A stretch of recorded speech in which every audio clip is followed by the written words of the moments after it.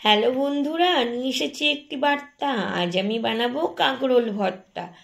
একবারে খেলে ভুলবে না। আর এই যে অসাধারণ রান্না। প্রথমে 4টে কাঁকরোল নিয়ে হালকা করে খোসা ছাড়িয়ে নিয়ে নেব চান করিয়ে। পাতলা পাতলা করে 4 কুচি করে নেব কাটিয়ে।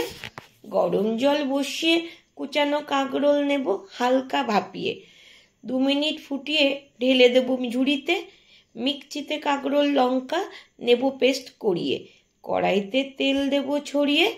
শুকনো লঙ্কা কালো জিরে ফোড়নে ছড়িয়ে টুকরো করিয়া দেব রসুন কুচিয়া। সুগন্ধ বার হইলে মিশিয়ে দেবো একটা পেঁয়াজ কুচিয়া।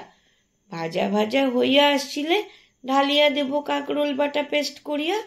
নুন হলুদ লঙ্কার গুঁড়ো মিশিয়া 15 মিনিট হালকা আছে নাড়িয়ে চাড়িয়ে রান্না নেব করিয়ে।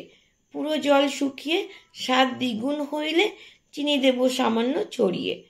সব শেষে গোপন রহস্য করিব ফাঁস, 1 চামচ ঘি মিশিয়ে। তাই তো কাঁকরোলের আর এক নাম ঘি করলা হইবে সার্থক। তাহলেই তৈরি হইয়া যাবে কাঁকরোল ভর্তা। গরম ভাতে 1 টুকরো মাখিয়ে ভর্তা মুখে দেবে পুড়িয়া। মনে হইবে এই যেন স্বর্গের সত্তা। তাহলে যাই বন্ধুরা, টাটা বাই।